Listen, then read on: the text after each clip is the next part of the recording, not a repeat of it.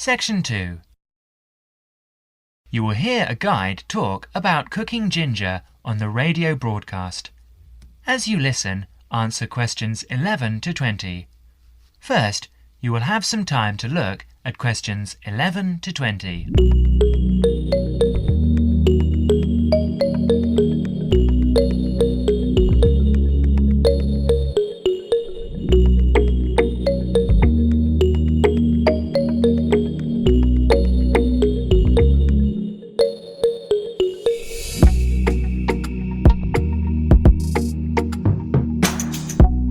Now listen carefully and answer questions 11 to 14. Hello and welcome to Cooking Corners.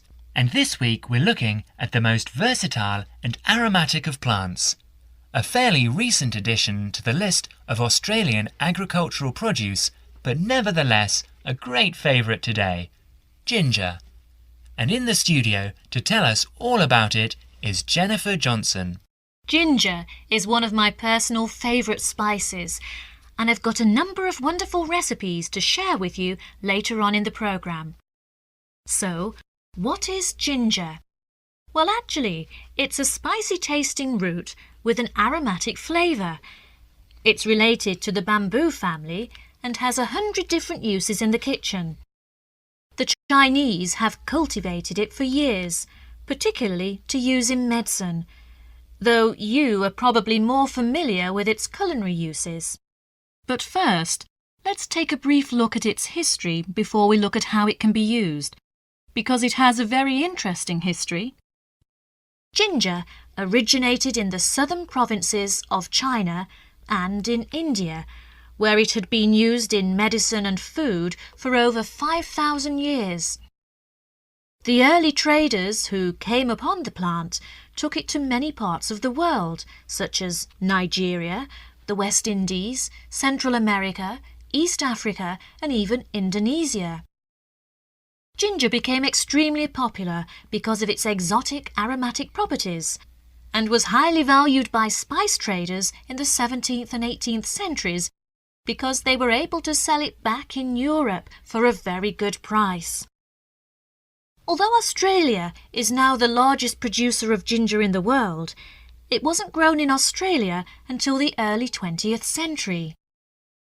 Before Jennifer goes on to explain the history of ginger planting in Australia, you will have another chance to look at questions 15 to 20.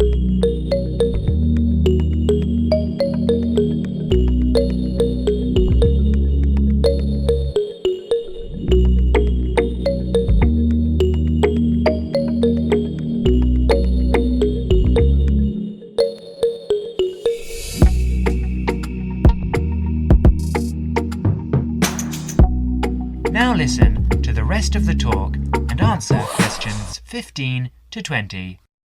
Apparently, some pieces of raw ginger found their way to an area about 100 kilometres north of Brisbane in Queensland earlier this century. The comparatively high rainfall and humidity in this area produced conditions which are perfect for growing ginger, so it became well established. But in the early days, the relatively high cost of production placed it as a disadvantage in the market by comparison with the much cheaper ginger produced by other countries with lower production costs. Then, in 1941, the supply of ginger to Australia started to run out. Remember, this was in the middle of the Second World War, when everything was in short supply. This provided a perfect opportunity for the Queensland growers to expand their production and sales. 5 local farmers got together and formed a cooperative association in a place called Buderim. They started with only £25 between them. That was in the days when Australian currency was pounds, not dollars.